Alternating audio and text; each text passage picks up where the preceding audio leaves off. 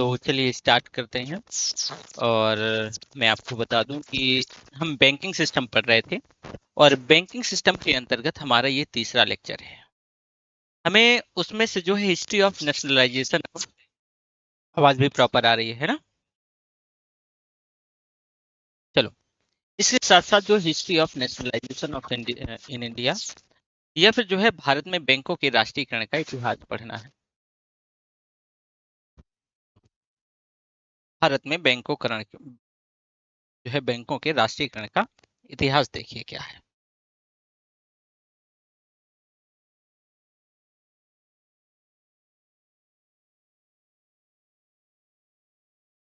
भारत में बैंकों के राष्ट्रीयकरण का इतिहास। राष्ट्रीयकरण का इतिहास। भारत में बैंकों के राष्ट्रीयकरण का इतिहास।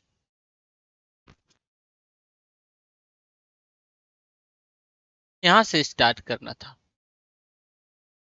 तो सबसे पहला क्वेश्चन आता है भाई कि राष्ट्रीयकरण होता क्या है?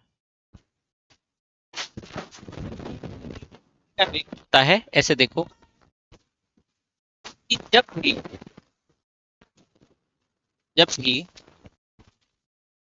कोई निजी क्षेत्र का बैंक होता है, निजी क्षेत्र का मतलब होता है प्राइवेट। तो निजी क्षेत्र का बैंक होता है, उस बैंक पर सरकार अपना मालिकाना अधिकार स्थापित कर ले। सरकार अपना अपना मालिकाना अधिकार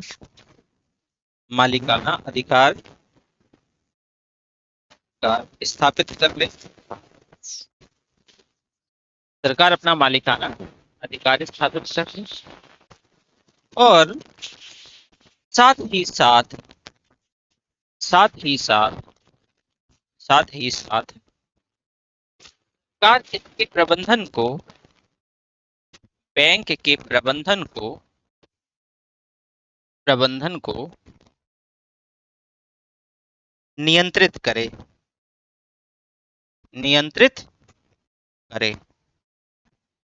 तो किसी बैंक के लिए ये प्रक्रिया राष्ट्रीयकरण की प्रक्रिया कहते हैं। यानी किसी भी बैंक के लिए ये जो प्रक्रिया है वो बैंक के राष्ट्रीयकरण की प्रक्रिया है। राष्ट्रीयकरण की प्रक्रिया है, बैंक के राष्ट्रीयकरण की प्रक्रिया है। अब क्वेश्चन बनता है किस राष्ट्रीयकरण, बैंकों का राष्ट्रीयकरण क्यों किया गया? देखो बेटा, आजादी के दौरान अगर आप बात करोगे तो आजादी के दौरान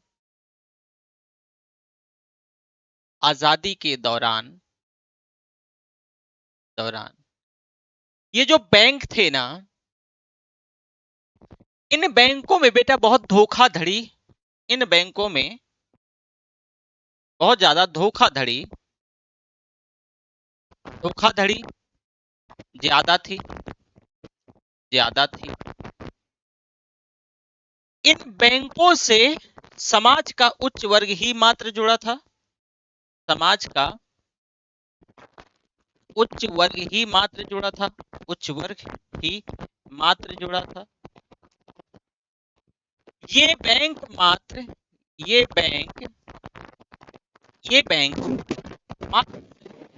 में थे, शहरी क्षेत्रों में थे। इनका विस्तार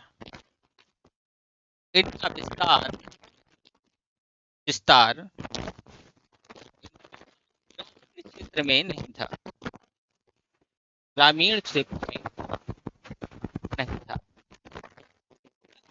भाई ग्रामीण क्षेत्र, तो इसके चलते कि वित्तीय समावेशन की प्रक्रिया पूरी नहीं हो रही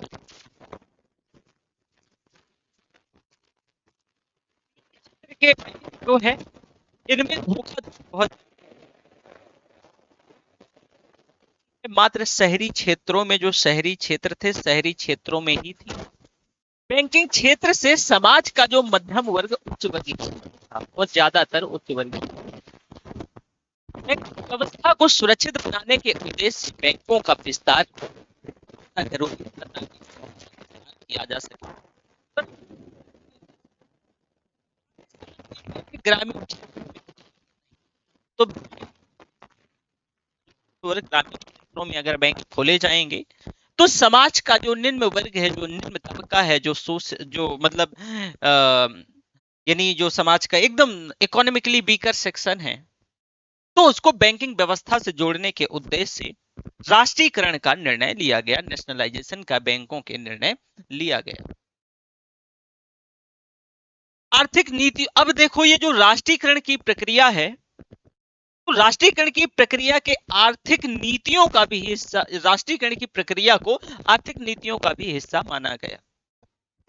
और यह भी तय किया गया था कि जितने भी आर्थिक क्षेत्र रणनीतिक सामरिक रूप से देश के लिए महत्वपूर्ण हैं, उन क्षेत्रों में सरकार अपना एकाधिकार स्थापित करेगी। तो बेटा राष्ट्रीयकरण की इस प्रक्रिया के अंतर्गत जब नेशनलाइजेशन, बैंकों का राष्ट्रीयकरण होता है, बैंकों के जब राष्ट्रीयकरण की प्रक्रिया, बैंकों के राष्ट्रीयकरण की प्रक्रिया, बैंकों का जो राष्ट्रीयकरण की प्रक्रिया है, तो भाई बैंकों के जो राष्ट्रीयकरण की प्रक्रिया है जरा समझिएगा। तो very first time Indira ji के टाइम में 1969 में, कब 1969 में 14 बड़े बैंकों का, 14 बड़े बैंकों का राष्ट्रीयकरण कर दिया गया, राष्ट्रीयकरण, नेशनलाइजेशन कर दिया गया। आगे कहानी बढ़ती है और ये जो वो 14 सबसे बड़े बैंक थे जिनका जो पेडअप कैपिटल है, जो प्रदत्त पूंजी था, पेडअप कैपिटल 50 करोड़ हुआ करता था, 50 CR। तो जितने भी ऐसे बैंक थे, ऐसे 14 बैंक टोटल निकल के आते हैं, उन बैंकों का राष्ट्रीयकरण कर दिया जाता है।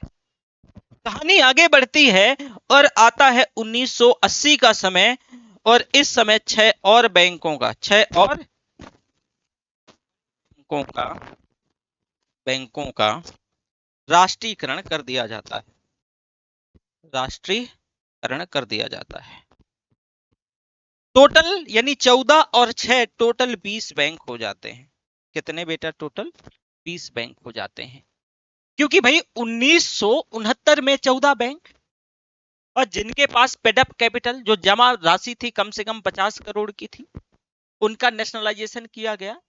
आगे कहानी बढ़ती है कि 1969 में 6 और बड़े बैंकों का नेशनलाइजेशन किया गया, जिनका पेडअप कैपिटल उस समय 200 CR, जिनकी जमा राशि 200 करोड़ थी, जिनके पास जमा राशि 200 करोड़ की थी। तो वैसे उस 1980 में 6 बैंक निकल के आते हैं, उनका भी राष्ट्रीयकरण कर दिया जाता है। कुल मिलाकर के नेशनलाइज्ड अर्थात राष्ट्रीयकृत जो बैंक हैं वो कितने हो जाते हैं? कुल 20 राष्ट्रीयकृत वाणिज्यिक बैंक हो गए। अब राष्ट्रीयकृत बैंकों पर जो है मालिकाना अधिकार सरकार का होता है। बैंक सार्वजनिक क्षेत्र की बैंक भी कहलाएगी, यानी पब्लिक सेक्टर की बैंक कहलाएगी, क्योंकि मालिकाना अधिकार अब सरकार के पास है, तो इसको पब्लिक क्षेत्र का बैंक भी कहा जाएगा। कहानी आगे बढ़ती है कि वर्ष 1993 में इन 20 बैंकों में से एक बैंक होता है the new bank of India. यानी आगे हम बढ़ें, इन जो 20 बैंक राष्ट्रीयकृत बैंक होते हैं, इनमें से एक बैंक 1993 में the new bank of India, ये दिवालिया हो जाता है। New bank of India, bank of India दिवालिया हो जाता है। और ये जो न्यू बैंक ऑफ इंडिया है, जब ये दिवालिया हो जाता है तो इसका जो मर्जर है पीएनबी के साथ कर दिया जाता है। मर्जर यानी विलय, विलय पीएनबी के साथ कर दिया जाता है। किसके साथ बेटा? तो टोटल बैंक कितने बचे? नहीं, 20 राष्ट्रीयकृत बैंक से अब टोटल 90 बैंक रह गए। एक चीज और ध्यान रखना कि प्रत्येक राष्ट्रीयकृत बैंक, प्रत्येक जो राष्ट्रीयकृत बैंक है, तो प्रत्येक राष्ट्रीयकृत बैंक भाई सरकारी बैंक कहलाता है। राष्ट्रीयकृत बैंक, राष्ट्रीयकृत बैंक सरकारी बैंक कहलाता है, सरकारी बैंक कहलाता है। यानी ये राष्ट्रीयकृत बैंक तो थे, लेकिन ये सरकारी बैंक भी कहे जाएंगे क्योंकि इन पर जो मालिकाना अधिकार है वो सरकार का। तो जब ये न्यू बैंक ऑफ इंडिया बेटा जो है ये दिवालिया हो जाती है, तो टोटल फिर 19 राष्ट्रीयकृत बैंक बचते हैं। इनकी संख्या घट करके 19 हो जाती है। एसबीआई और सहायक बैंकों को हटा करके जो एसबीआई, क्योंकि ये सरकारी बैंक था, ये भी ध्यान रखिएगा। अब सरकारी और राष्ट्रीयकृत बैंक में क्या अंतर है? तो देखोगे कि जो राष्ट्रीयकृत बैंक है, राष्ट्रीयकृत बैंक है, जरा समझो क्या है। तो राष्ट्रीयकृत बैंक है कि ये वो बैंक है, पहले ये प्राइवेट बैंक था, फिर बाद में सरकार इसको अपने अधीन ला लिया, तो ये जो है ना क्या हो गया, ये जो है राष्ट्रीयकृत बैंक हो गया, नेशनलाइज्ड बैंक हो गया। अब सरकार का मालिकाना अधिकार है तो ये सरकारी बैंक भी हो गया, ये सार्वजनिक क्षेत्र का बैंक, तो ये जो है सरकारी बैंक भी हो गया। जो बैंक सरकार ही स्थापित करे, एसबीआई की कहानी में आपको बताया था, तो एसबीआई और उसके जो सहायक बैंक थे वो सरकारी बैंक थे। 2008 में अमेरिका में मंदी आती है और वो मंदी कई सारे बैंकों को निगल गई। जो छोटे छोटे बैंक थे, तो छोटे छोटे बैंकों की तुलना में बड़े बैंक ज्यादा सुरक्षित और स्थायी, ये स्पष्ट हो चुका था उसमें, क्योंकि जो उस मंदी के दौरान छोटे छोटे बैंक सस्टेन नहीं कर पाए। तो ये तो पता चल गया कि भाई जो छोटे छोटे बैंक की अपेक्षा जो बड़े बैंक हैं वो सुरक्षित भी हैं और स्थायी भी हैं। तो धीरे धीरे अलग अलग छोटे राष्ट्रीयकृत बैंकों का विलय, जो छोटे नेशनलाइज्ड बैंक थे, वो बड़े बड़े बैंकों के साथ किया जाने लगा। और इसी कड़ी में बेटा 2019 में होगा कि ऐसे बहुत सारे बैंकों का विलय, जैसे देना बैंक और विजया बैंक का विलय बैंक ऑफ बड़ौदा में किया गया। 2019 में जो देना बैंक और विजया बैंक, इसका विलय जो है बीओबी में किया गया 2019। तो जितने छोटे राष्ट्रीयकृत बैंक थे उनका विलय धीरे धीरे किया गया। इसी तरह इलाहाबाद बैंक का विलय, जो आपका इलाहाबाद बैंक था, वो इंडियन बैंक में कर दिया गया। तो इसका विलय बेटा इंडियन बैंक में कर दिया गया। जो इंडियन बैंक था, तो इसका विलय इंडियन बैंक में कर दिया जाता है। तो वर्तमान में एसबीआई के अलावा मात्र 11 सार्वजनिक क्षेत्र के वाणिज्यिक बैंक जो है राष्ट्रीयकृत बैंक भारत में उपस्थित हैं। मतलब कि अगर आप देखो काफी कुछ बैंकों का जो मर्जर है, छोटे छोटे राष्ट्रीय बैंकों को बड़े बैंकों में दिया, तो टोटल जो बैंक बचे हैं वो कितने बैंक है? 11 बैंक बचे। इंग्लिश में थोड़ा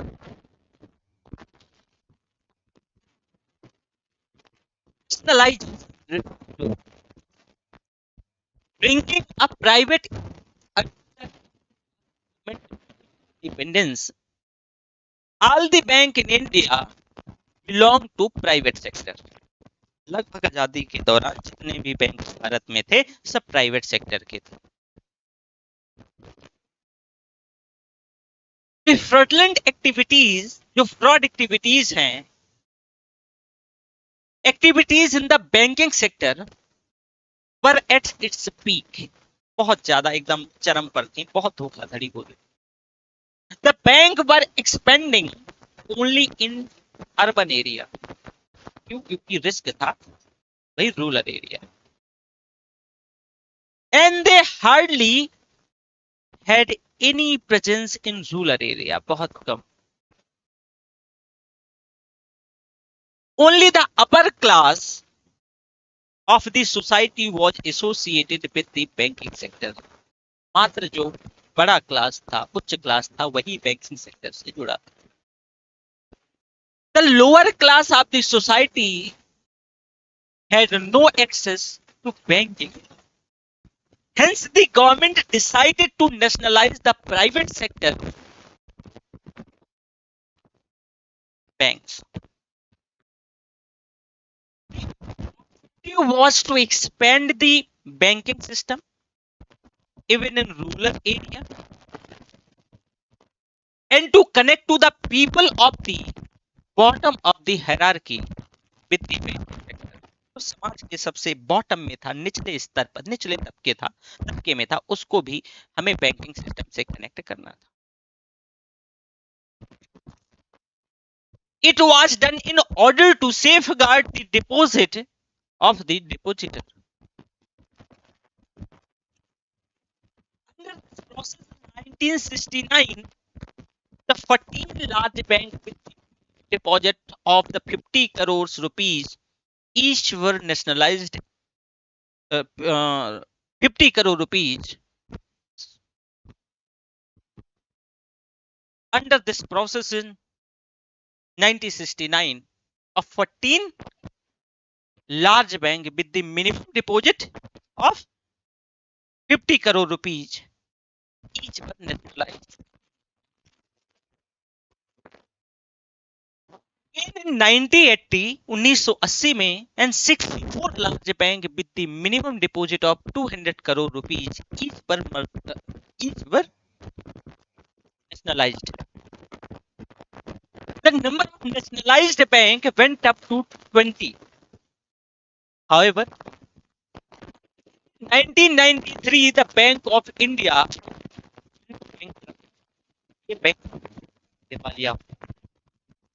and it was merged with the Punjab National Bank with the huge amount of NPA which means non-performing asset.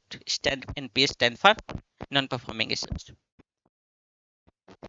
So at present, with the huge amount of NPA, the banking sector in India is in a state of crisis.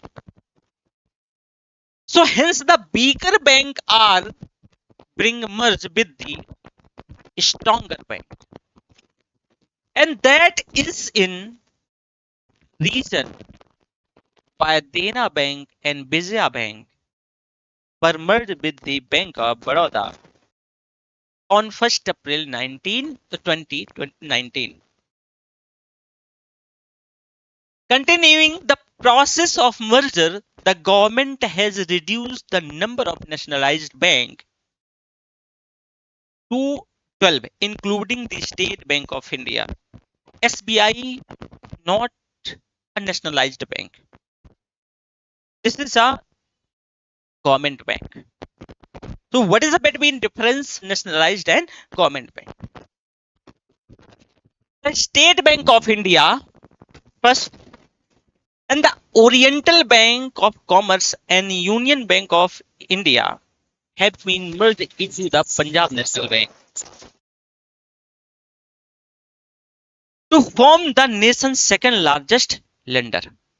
इस nation Bharat का सबसे बड़ा जो है lender bank है, सबसे ज्यादा इसने पैसा देके रखा है, पंजाब नेशनल बैंक। और इसी में ओरिएंटल बैंक ऑफ कॉमर्स और यूनाइटेड बैंक ऑफ इंडिया का मर्जर होता है। Canara bank and Syndicate bank have been merged. Canara bank में सिंडिकेट बैंक मर्ज हो गया। And Union Bank of India has been amalgamated with the Andhra bank and cooperation bank. यानी Union bank में कौन कौन से अमलगमेट हो गए? आंध्रा बैंक एंड कोऑपरेटिव जो है corporation bank. So Indian bank has been merged with the Allahabad bank and 6th one is Bank of India, 7 number the Central Bank of India,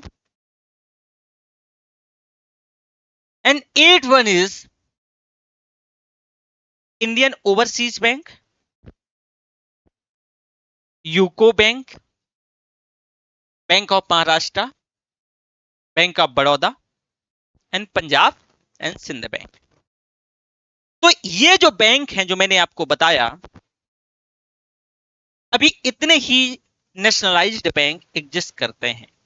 मैंने टोटल आपको 12 बैंक बताए, 12 बैंक। उसमें से जो बेटा एसबीआई है ये आपका प्योर सरकारी बैंक है, ये नेशनलाइज्ड बैंक नहीं रहा। बाकी के जो रेस्ट ऑफ 11 हैं ये सभी नेशनलाइज्ड बैंक है, ये सभी नेशनलाइज्ड। तो यहां तक मैं मान के चलता हूं कि किसी प्रकार से किसी भी व्यक्ति को कोई डाउट नहीं। अब अगला सब हेडिंग है कि भारत में बैंकों का वर्गीकरण। देखो, भारत में कार्यरत बैंकों के मुख्यतः उनका वर्गीकरण दो प्रारूपों में हो सकता है, या उनको दो प्रारूपों में वर्गीकृत किया जा सकता है।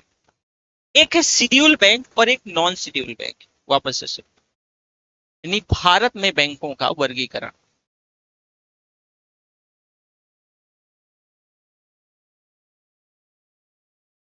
भारत में बैंकों का वर्गीकरण, भारत में बैंकों का वर्गीकरण। अब भारत में बैंकों के वर्गीकरण से मतलब क्या है? तो भारत में बैंकों का वर्गीकरण दो भागों में होता है। एक अनुसूचित बैंक या schedule bank,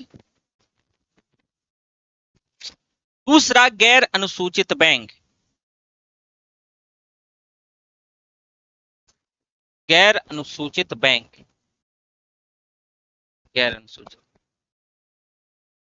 schedule bank and non schedule bank. तो देखो कि भाई अनुसूचित बैंक क्या होते हैं, यानी शेड्यूल बैंक क्या होते हैं। देखो, अनुसूचित बैंक वो बैंक होते हैं जो आरबीआई अधिनियम 1934 की, जो आरबीआई अधिनियम, एक मिनट देखें, ठीक है, जो आरबीआई अधिनियम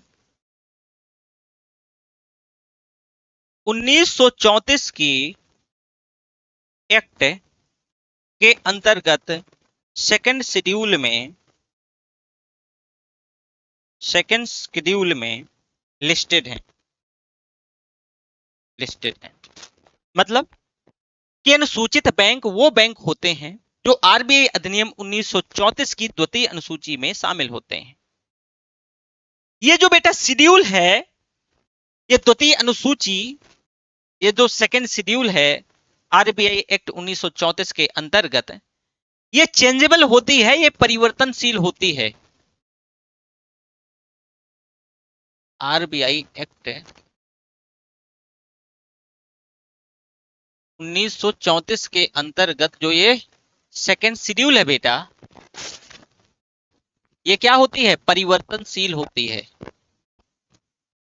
परिवर्तनशील होती है। आप कहोगे कि परिवर्तनशील का मतलब क्या है सर? परिवर्तनशील का मतलब ये है कि मान लो कि राम को एक शेड्यूल कॉमर्शियल बैंक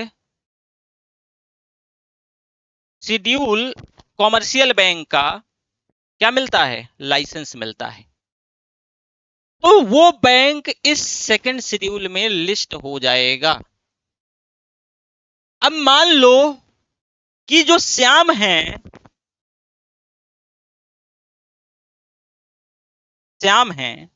श्याम का पहले से कोई बी नाम का बैंक उपस्थित है जो कि शेड्यूल कॉमर्शियल बैंक था, तो वो सेकंड शेड्यूल में लिस्टेड रहा होगा।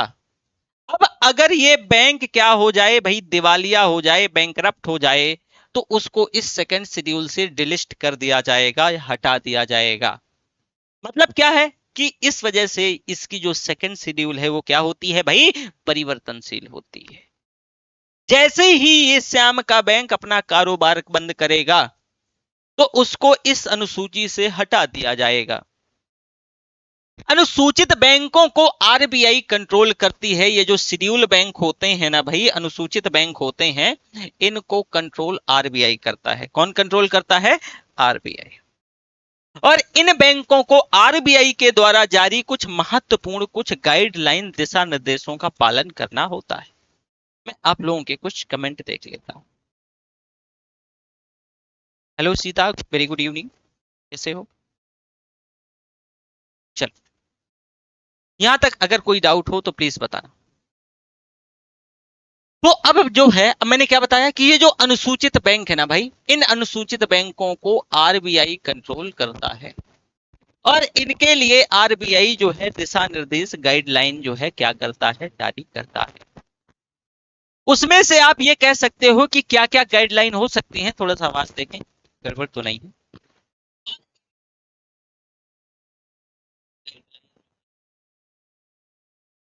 चलो, आवाज तो ठीक है, आवाज में कोई गड़बड़ नहीं। अब गाइडलाइन क्या क्या हो सकते हैं, दिशा निर्देश?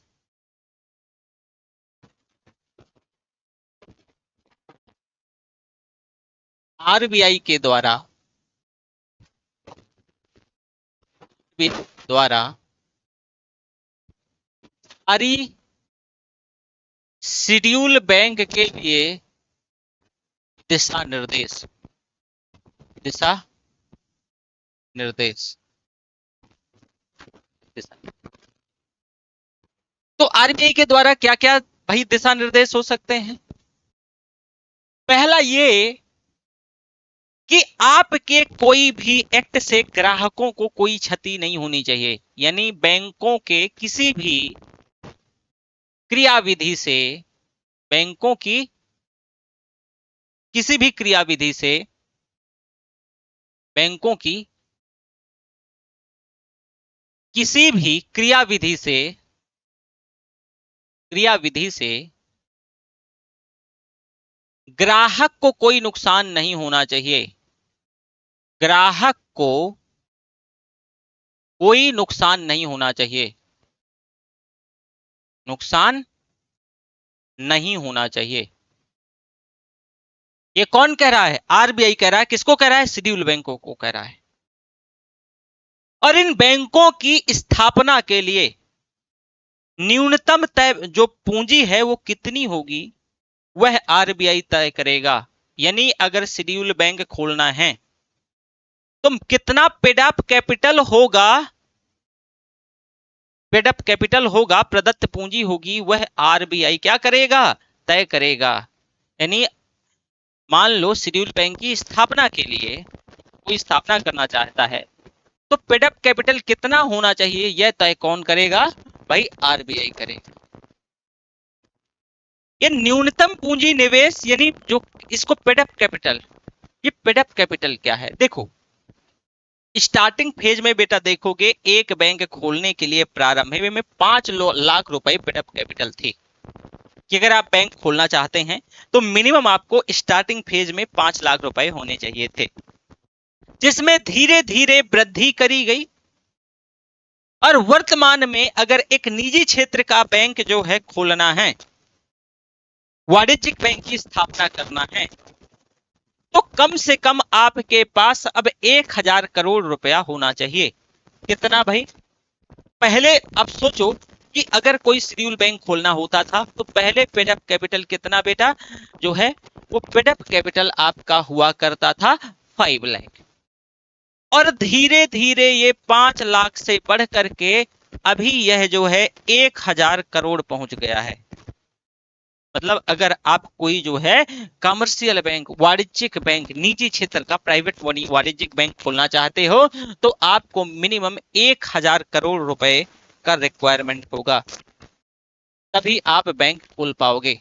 और जब बैंक एक टाइम पे 5 लाख रुपए से स्टार्ट हुआ। अगला स्टेटमेंट ये है अगला मतलब पॉइंट कि इन बैंकों को मौद्रिक नीतियों का अनुपालन करना पड़ेगा, यानी जो शेड्यूल बैंक हैं इनको मौद्रिक नीतियों का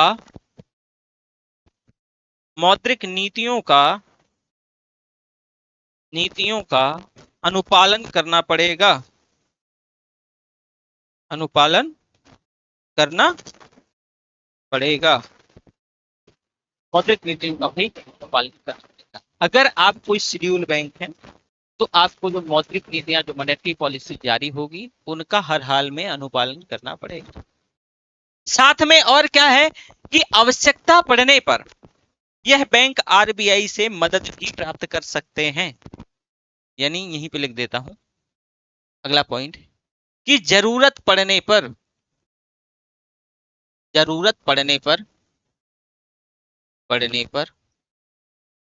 ये बैंक, शेड्यूल बैंक आरबीआई से मदद भी ले सकते हैं, मदद भी ले सकते हैं। तो भाई आरबीआई के द्वारा जो शेड्यूल बैंकों के लिए ये कुछ गाइडलाइन है, इनको पालन करना पड़ेगा, इसको फॉलो करना पड़ेगा, ये हर हाल में फॉलो करना पड़ेगा। तो शेड्यूल बैंक अब समझ गए। अब शेड्यूल बैंक का क्लासिफिकेशन थोड़ा सा देखो कि शेड्यूल बैंक को कैसे क्लासिफाइड किया जाता है। एक काम करते हैं, इसके लिए हम एक टेबल लेते हैं।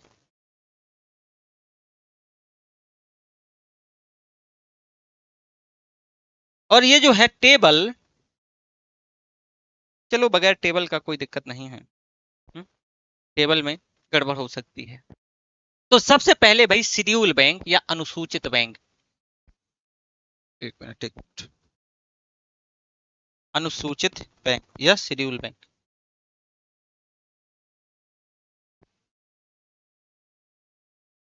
अनुसूचित बैंक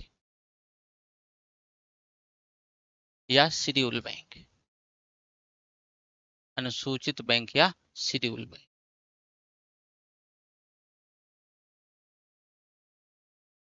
इसके अंतर्गत आते क्या क्या हैं? सबसे पहले आता है भाई वाणिज्यिक बैंक या कॉमर्शियल बैंक, वाणिज्यिक बैंक या कॉमर्शियल बैंक, ये शेड्यूल बैंक के अंतर्गत आता। एक और नई श्रेणी जोड़ी गई है भुगतान बैंक एंड लघु वित्तीय बैंक, यानी पेमेंट बैंक और स्मॉल फाइनेंस बैंक।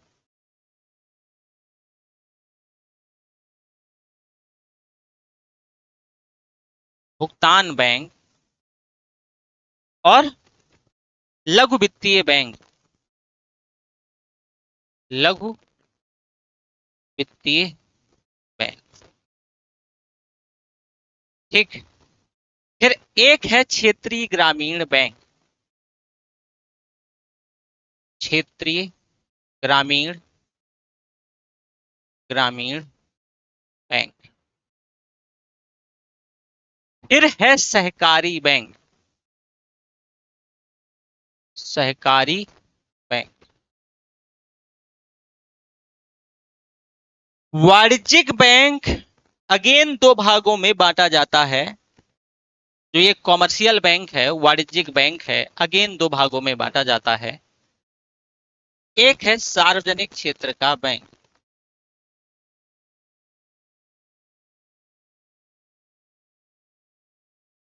ये जो है ना, एक है क्या है, सार्वजनिक क्षेत्र का बैंक यानी पब्लिक सेक्टर का बैंक, और दूसरा है निजी क्षेत्र का बैंक,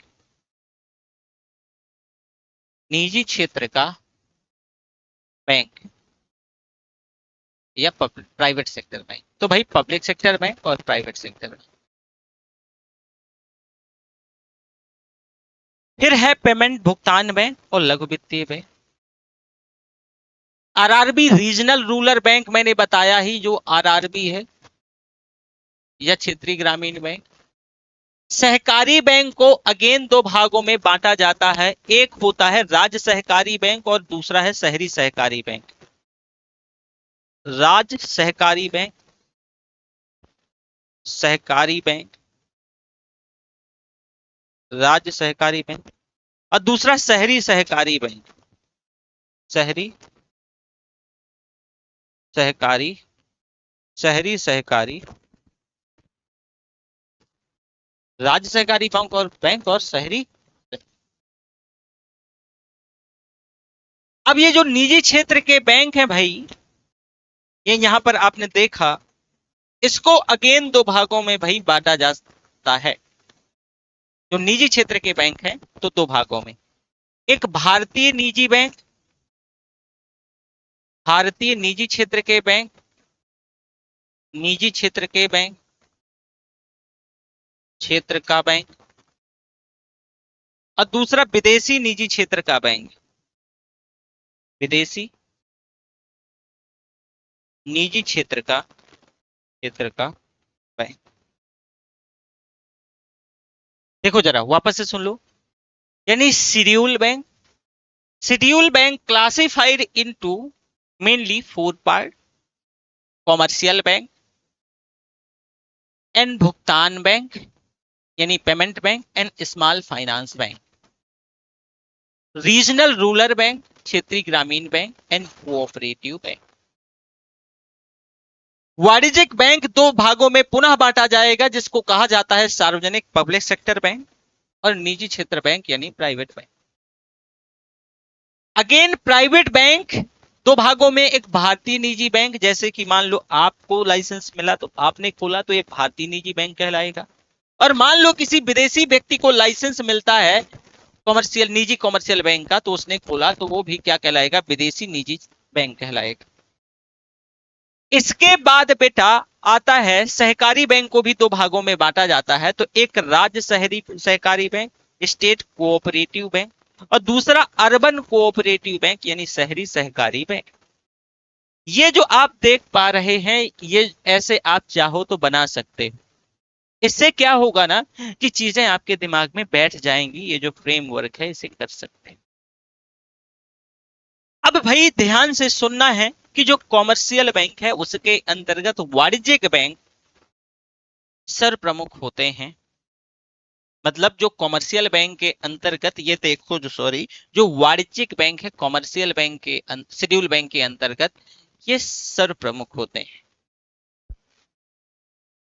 ये वैसे बैंक होते हैं जो लाभ बनाने के उद्देश्य से काम करते हैं, यानी जितने भी कॉमर्शियल बैंक हैं बच्चा, वो सभी लाभ बनाने के उद्देश्य से काम करते हैं। वाणिज्यिक बैंकों को दो श्रेणियों में मैंने बांट के दिखाया या बांटा। एक है सार्वजनिक क्षेत्र के बैंक। अब सार्वजनिक क्षेत्र के बैंक कैसे बैंक है, तो सार्वजनिक क्षेत्र के बैंक वो बैंक है जिन पर मालिकाना अधिकार सरकार का है, यानी जिन पर ऑनरशिप सरकार की है, वैसे बैंकों को सार्वजनिक क्षेत्र का बैंक या पब्लिक सेक्टर बैंक कहते हैं। दूसरा है निजी क्षेत्र बैंक, यानी जो है निजी क्षेत्र बैंक यानी प्राइवेट सेक्टर बैंक, जिन पर मालिकाना अधिकार किसी निजी निवेशक का होता है, इंडिविजुअल्स का होता है, उसको निजी क्षेत्र के बैंक कहते हैं। भाई निजी क्षेत्र के बैंकों को अगेन पुनः दो भागों में बांटते हैं, भारतीय निजी क्षेत्र का बैंक और विदेशी निजी क्षेत्र का बैंक। मैंने यह भी बताया कि भाई भारतीय निजी क्षेत्र का बैंक जैसे कि आईसीआईसीआई, एचडीएफसी, यस बैंक, क्यों, क्योंकि इनको किसी भारतीय इंडिविजुअल्स ने खोला। विदेशी बैंकों में अगर बात करें, फॉर एग्जांपल जैसे भारतीय बैंकों में तो आपको भारतीय निजी क्षेत्र के बैंक भी आईसीआईसीआई, ठीक है, एचडीएफसी और यस बैंक। जो विदेशी बैंक हैं, city bank, HSBC, ICBC, ICBC जो है चाइना की बैंक है। अब नोट डाल के चाहो तो कहीं पे लिख लो थोड़ा सा,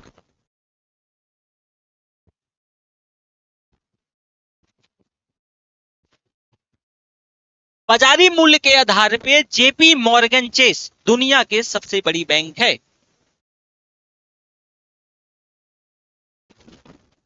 बाजारी मूल्य के आधार पे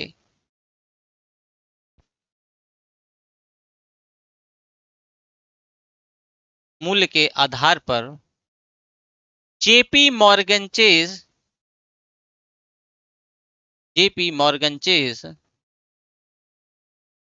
दुनिया की सबसे बड़ी बैंक है, दुनिया की सबसे बड़ी बैंक है, सबसे बड़ी बैंक है, दुनिया की सबसे बड़ी बैंक है। तो क्वेश्चन आता है कि सर बाजारी मूल्य क्या है, बाजारी मूल्य क्या होता है, बाजारी मूल्य।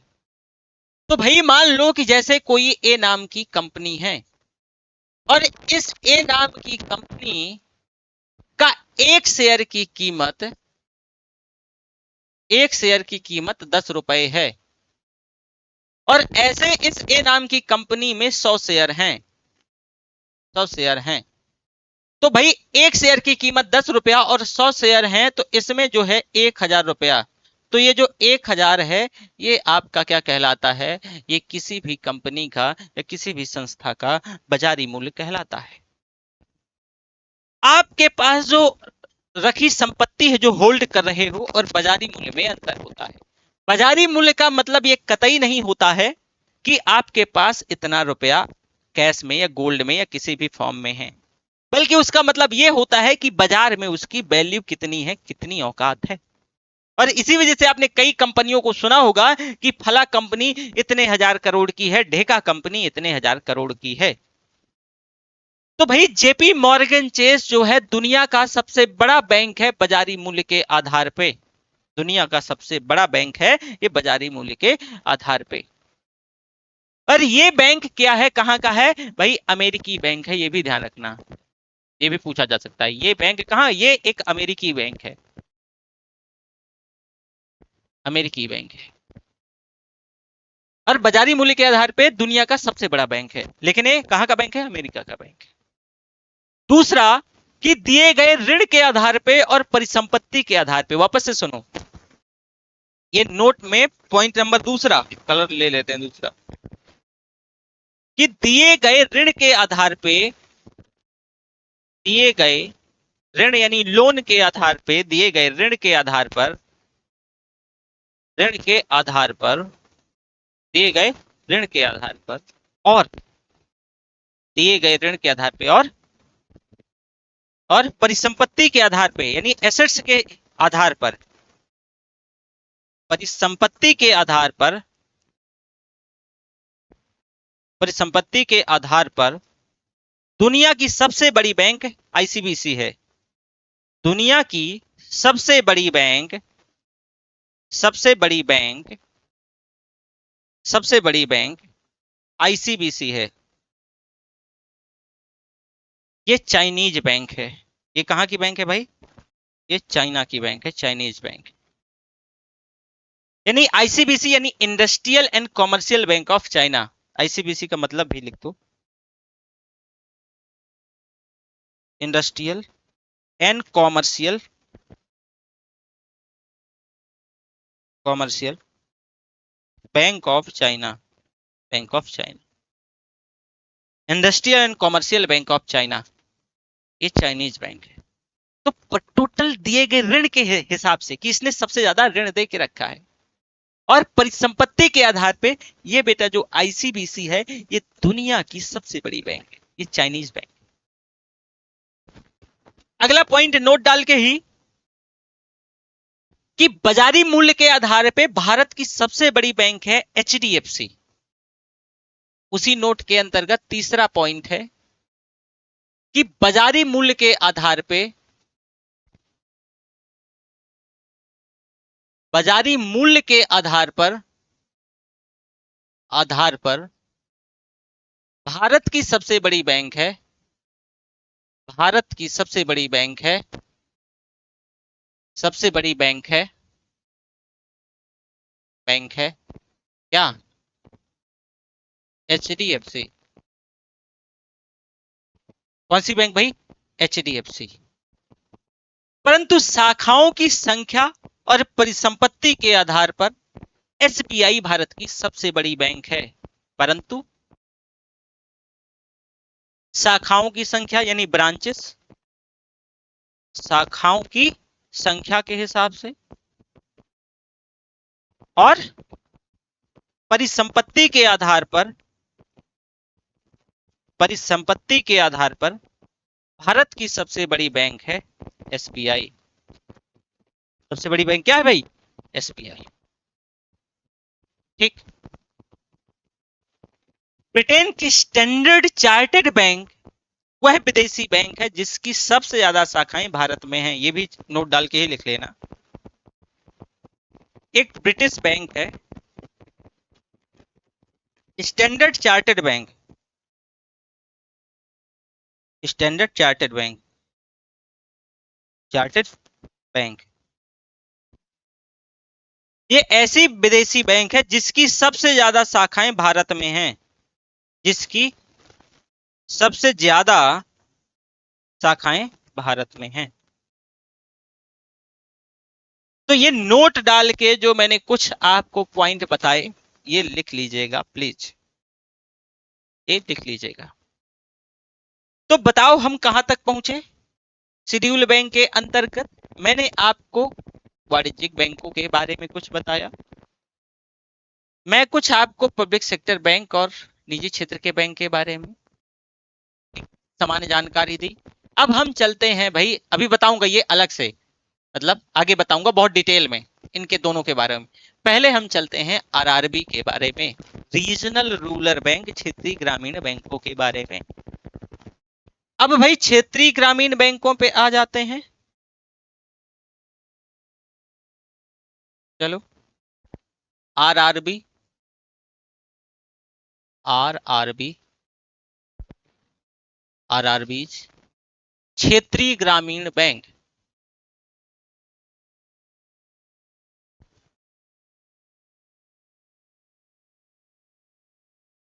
क्षेत्रीय ग्रामीण बैंक आरआरबी। देखो आरआरबी जो देख पा रहे हो, इसको नाम ये इसलिए दिया गया क्योंकि इसकी स्थापना एक क्षेत्र विशेष के ग्रामीण हिस्सों में होती रही। मतलब हमने क्षेत्रीय ग्रामीण बैंक नाम क्यों दिया? इसके नाम के पीछे ये है कि भाई इसकी जो स्थापना है, इसकी स्थापना है एक क्षेत्र विशेष के ग्रामीण हिस्सों में। स्थापना एक क्षेत्र विशेष के ग्रामीण हिस्सों में, क्षेत्र विशेष के ग्रामीण हिस्सों में, विशेष के ग्रामीण हिस्सों में, ग्रामीण हिस्सों में होती रही।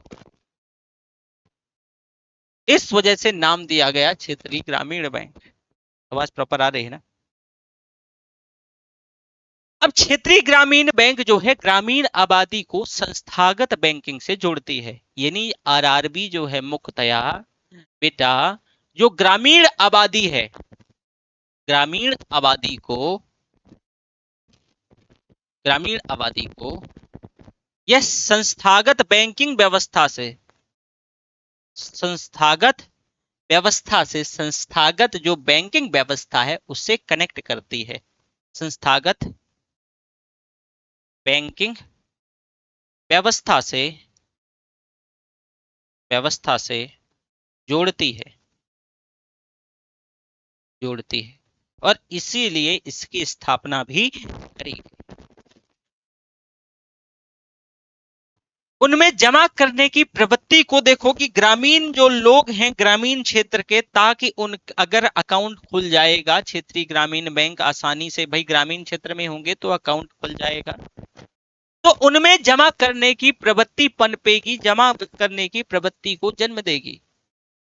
और ग्रामीण आबादी को संस्थागत ऋण की प्राप्ति भी सुनिश्चित करवाएगी। जो ग्रामीण आबादी है तो इसको भाई जो है बैंकों से संस्थागत ऋण मिल जाएगा। और जब इनको संस्थागत ऋण बैंकों से मिल जाएगा तो आप बताओ कि ये जो व्यक्ति हैं, जो ग्रामीण व्यक्ति हैं, ग्रामीण जो जिनका जो है जो पुअर तबके के हैं, ग्रामीण व्यक्ति जो क्या है गरीब हैं, तो वह जो है साहूकारों के चंगुल से, साहूकारों के शोषण से बच जाएंगे। साहूकारों के जो शोषण है क्यों संस्थागत बैंकिंग व्यवस्था से जुड़ जाएंगे। तो यहां से उनको आसानी से कम ब्याज दर पर ऋण मिल सकेगा। जब कम ब्याज दर पर ऋण मिल सकेगा तो उनको किसी भी साहूकार के यहां पैसा लेने की जाने की जरूरत नहीं पड़ेगी। तो इससे उनका शोषण, उनको जो महंगी ब्याज दर है 36%, 24% के रेट से, वो नहीं देना होगा। बेटा ग्रामीण क्षेत्र में आज भी मैं आपको बता दूं कि जो छोटे छोटे किसान भाई हैं वो अपनी संपत्ति, जो थोड़ी मोड़ी खेती थी, कृषि थी, वो खो रहे हैं, क्योंकि इन्होंने जमींदारों से, ठेकेदारों से, साहूकारों से, चौधरी साहब से अपनी खेती के लिए या अपने बच्चे की पढ़ाई लिखाई के लिए इन्होंने कुछ पैसा लिया, और जो पैसा लिया ऋण के तौर पे उसका जो रेट ऑफ इंटरेस्ट था वो इतना ज्यादा था, क्योंकि गांव में जो रेट ऑफ इंटरेस्ट है 2 रुपया सैकड़ा अर्थात 24% पर चलता है। अभी तो उसका रेट बेटा 36%, 36% और उसके साथ साथ 4860% पे जा रहा है। तो बहुत ज्यादा इंटरेस्ट रेट, बहुत ज्यादा था। अब इंटरेस्ट रेट बेटा बहुत ज्यादा होने के चलते ये जो ग्रामीण तबके के जो जो छोटे छोटे किसान थे, ये साहूकारों का पैसा नहीं चुका पा रहे थे। तो साहूकार एक दिन क्या बोलता था कि एक काम करो कि जो तुम्हारे पास थोड़ी मोड़ी जमीन है वो हमारे नाम लिख दो, क्योंकि तुमको पैसे नहीं चुका पाने हैं। तो इससे वो अपनी जमीनें खो रहे थे, इससे लगातार उनका शोषण होता जा रहा था। बेटा आरबीआई एक्ट वर्ष 1976 में पारित होता है, जो आरआरबी एक्ट है, not RBI, okay.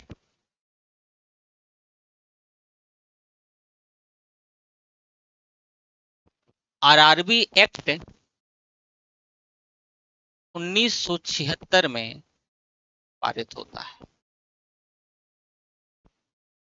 RRB act 1976 में क्या होता है भाई? पारित। परंतु आरआरबी की स्थापना 2 अक्टूबर 1975 से ही प्रारंभ हो गई। लेकिन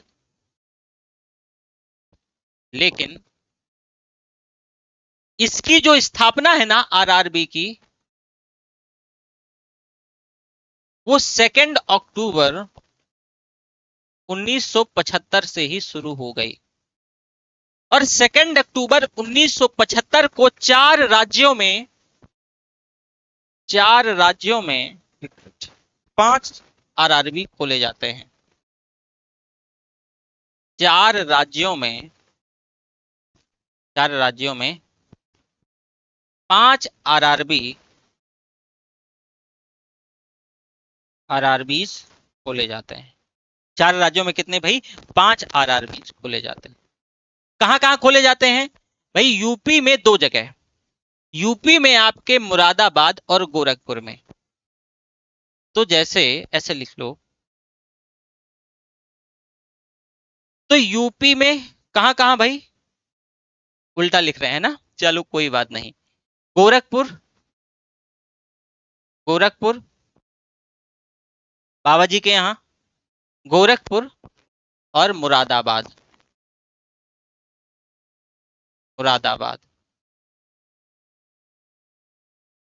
बंगाल में मालदा है, बंगाल में मालदा, बंगाल में भाई कहां? मालदा, बंगाल में मालदा। हरियाणा में भिवानी, हरियाणा में भिवानी, हरियाणा में भिवानी। और राजस्थान में जयपुर, राजस्थान में भाई जयपुर।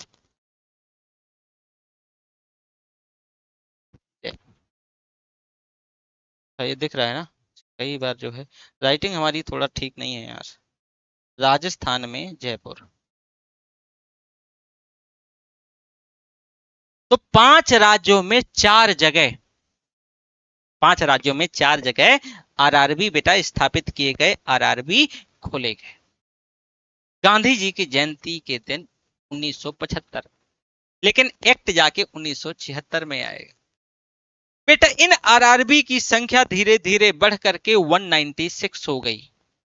इनकी आरआरबी की संख्या धीरे धीरे बढ़कर आरआरबी की संख्या धीरे धीरे बढ़ करके 196 हो गई और इनकी शाखाएं हजारों में, इनकी जो शाखाएं हैं वो हजारों में, इनकी शाखाएं कितनी बेटा? हजारों में हो गई, हजारों में इनकी ब्रांचेस फैल गई। एक आरआरबी की स्थापना में, जब एक आरआरबी स्थापित होता था,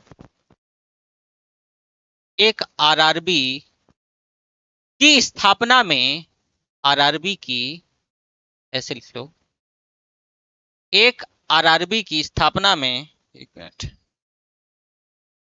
एक आरआरबी की स्थापना में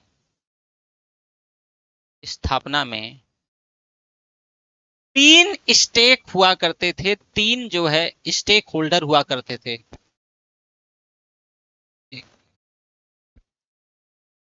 तीन संस्थाएं होती थी, ऐसे लिख लो, 3 संस्था होती थी। कौन कौन? 3 संस्थाओं में एक आता था government of India, government of India, और इस एक आरआरबी के खोलने में ये 50% का फंड करती थी। कितना भाई? गवर्नमेंट ऑफ इंडिया 50% का फंड करती थी। दूसरी संस्था आती थी public sector bank, public sector bank, और ये जो उस बैंक को स्पॉन्सर कर रही थी, इसका रोल उस बैंक में 35% का हुआ करता था, 35%। फिर एक संस्था के तौर पे आती थी स्टेट गवर्नमेंट, स्टेट गवर्नमेंट, जो कि यह 15% का योगदान देती थी। कितना बेटा? एक मिनट, ये कितना योगदान देती थी? 15% का, 15% का योगदान देती थी। समझे आप? ये तब जाके एक आरआरबी खुलता था और 100% जो पैसा अमाउंट होता था कुछ ऐसे बचता था। अब कौन सा स्टेट गवर्नमेंट जहां पर आरआरबी खुलेगा? जैसे कि भाई यूपी में खुल रहा है, मध्य प्रदेश में खुल रहा है, या कहीं और खुल रही है। तो मैंने क्या बताया कि आरआरबी की स्थापना में 50% पूंजी केंद्र सरकार की, 35% पूंजी सार्वजनिक क्षेत्र की बैंक की, और जब भी आप जाना तो आरआरबी का नाम लिखा होगा, फिर लिखा होगा स्पॉन्सर्ड बाई, जो बैंक स्पॉन्सर करता है, तो उसका योगदान 35% होगा, और बाकी शेष 15% योगदान राज्य सरकार का होगा, जहां पर जो है ये आरआरबी खोले जाएंगे। तो ये आरआरबी का जो है, अब भाई आरआरबी को स्पॉन्सर किया जा रहा है, तो इसी वजह से आरआरबी को भाई प्रायोजक बैंक भी कहा जाता है। परंतु आरआरबी बेटा अलग अलग नाम से कार्य करते हैं, भिन्न भिन्न नामों से कार्य करते हैं, और ग्रामीण क्षेत्रों में कार्यरत इन आरआरबी की आर्थिक दशा नकारात्मक रही है। कहोगे कि सर कैसे इन ग्रामीण क्षेत्रों में इन आरआरबी की जो आर्थिक दशा है नकारात्मक रही है?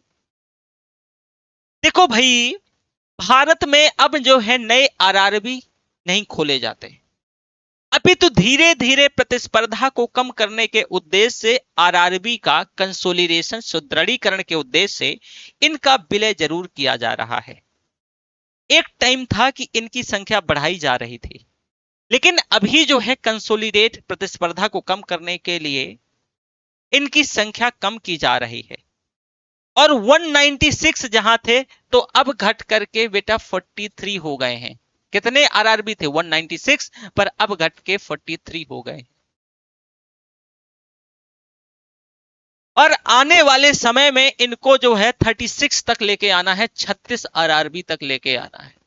आने वाले समय में, निकट भविष्य में, इनकी संख्या घटा करके हमें 36 तक लेके आना है। गोवा और सिक्किम को छोड़ करके पूरे देश में हर एक राज्य में आरआरबी काम करते हैं, लेकिन गोवा और सिक्किम में आरआरबी उपस्थित नहीं है। तो यहां तक मैं मान के चलता हूं कि आरआरबी से संबंधित तो किसी का कोई क्वेश्चन नहीं होगा। अगर किसी का जो है, चलो अगर किसी का कोई डाउट है तो आप क्वेश्चन पूछ सकते हैं, किसी भी प्रकार से अगर किसी का कोई डाउट है।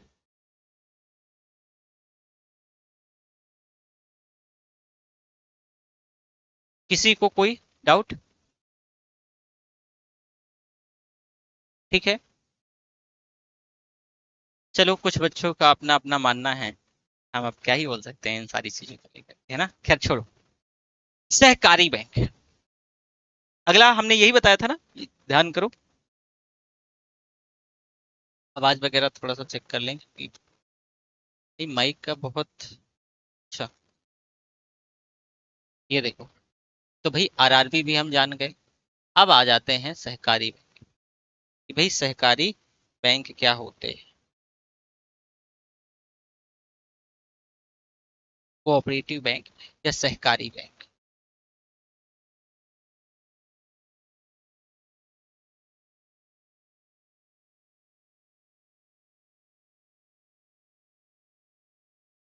क्या हुआ बेटा? सहकारी कोऑपरेटिव बैंक। एक मिनट आवाज चेक कर लेते हैं फिर आगे। ठीक है?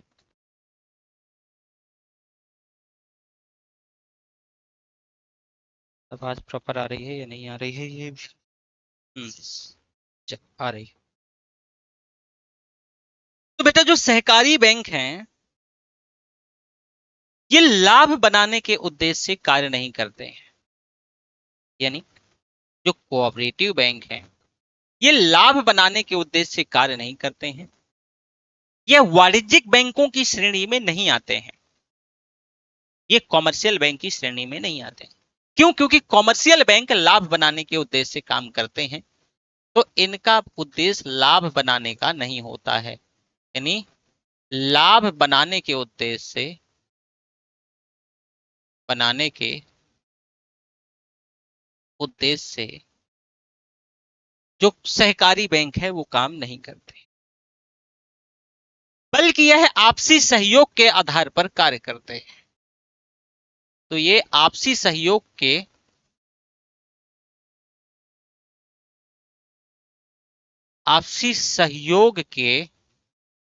आधार पर कार्य करते हैं। आपसी सहयोग के आधार पर कार्य करते हैं। इसके जो है ना, आप ऐसे कह सकते हो कि सहकारी बैंकों को, जो कोऑपरेटिव बैंक हैं,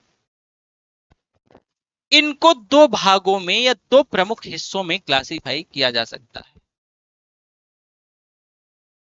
सहकारी बैंकों के सदस्य होते हैं, ये भी ध्यान ध्यान रखें। तो सहकारी बैंक है,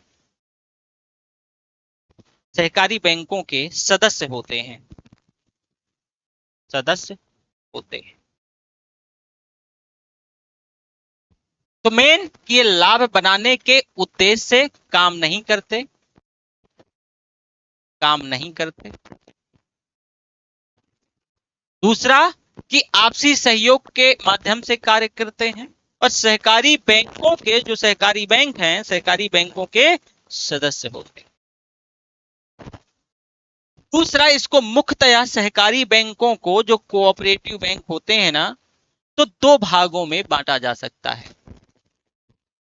सहकारी बैंकों को, जो सहकारी बैंक हैं, इनको बेटा दो भागों में बांटा जा सकता है, दो भागों में कोऑपरेटिव बैंक को क्लासिफाई किया जा सकता है। एक है राज्य सहकारी बैंक और दूसरा है शहरी सहकारी बैंक। राज्य सहकारी बैंक, राज्य सहकारी बैंक, और दूसरा शहरी सहकारी बैंक, शहरी सहकारी सहकारी। कौन कौन से भाई? राज्य सहकारी बैंक और शहरी सहकारी बैंक। ठीक है, ये जो आपका राज्य सहकारी बैंक है, इसका जो रजिस्ट्रेशन है ना बेटा, वो सामान्यतः राज्य सहकारी समिति अधिनियम के अंतर्गत होता है। यानी राज्य सहकारी बैंक का जो रजिस्ट्रेशन है, रजिस्ट्रेशन है वो किसके अंतर्गत होता है? वो राज्य सहकारी समिति अधिनियम के अंतर्गत, राज्य सहकारी, राज्य सहकारी समिति अधिनियम के अंतर्गत, समिति राज्य सहकारी जो समिति है उस अधिनियम के अंतर्गत इसका जो राज्य सहकारी बैंक है इसका रजिस्ट्रेशन होता है। इसका जो है रजिस्ट्रेशन, यानी रजिस्ट्रेशन मतलब पंजीयन, ठीक है, पंजीयन। तो राज्य सहकारी समिति के जो है अधिनियम के अंतर्गत। अब ये सहकारी बैंकों, जो सहकारी बैंक, ये जो राज्य सहकारी बैंक है, एक राज्य से बाहर अपनी शाखाएं स्थापित नहीं कर सकता। वापस से सुनो, ये भाई राज्य सहकारी बैंक एक राज्य से बाहर, राज्य से बाहर अपनी जो शाखाएं हैं, शाखाएं हैं वो नहीं खोल सकता, नहीं स्थापित कर सकता। जिला स्तर पर इनको केंद्रीय सहकारी बैंक कहते हैं, यानी इनको जिला स्तर पर केंद्रीय सहकारी बैंक, केंद्रीय सहकारी बैंक कहते हैं। क्या कहते हैं भाई? केंद्रीय सहकारी बैंक। किसमें? जिला स्तर पर, जिला स्तर पर इन राज्य सहकारी बैंकों को केंद्रीय सहकारी बैंक है। क्या कहते हैं भाई? केंद्रीय सहकारी बैंक है। जबकि ग्रामीण स्तर पर इनको पीएसीएस कहते हैं। जो भाई क्या है, ग्रामीण स्तर पर, एक नया पेज ले लेते हैं फिर वापस आएंगे, पर इसी में देखो जरा नए पेज में मैंने आपको क्या बताया, वापस से थोड़ा सा देख ही लो कि भाई इनको हम जो है सहकारी बैंक को दो भागों में बांटते हैं, एक राज्य सहकारी बैंक और एक शहरी सहकारी बैंक। राज्य सहकारी बैंक का रजिस्ट्रेशन राज्य सहकारी समिति के अंतर्गत होता है और ये सहकारी बैंक एक राज्य से बाहर अपनी ब्रांचेस नहीं खोलेगा। इनको जो डिस्ट्रिक्ट लेवल पर, जिला स्तर पर, जिला स्तर पर केंद्रीय सहकारी बैंक कहते हैं। केंद्रीय सहकारी बैंक, सहकारी बैंक, केंद्रीय सहकारी बैंक कहते हैं जिला स्तर। वहीं ग्रामीण स्तर पर पीएसीएस, ग्रामीण स्तर पर जो राज्य सरकारी बैंक हैं ग्रामीण स्तर पर, इनको पीएसीएस कहते हैं। इनको क्या कहते हैं भाई? पीएसीएस। पीएसीएस मतलब primary agriculture credit societies, primary agriculture, primary agriculture, agriculture credit societies,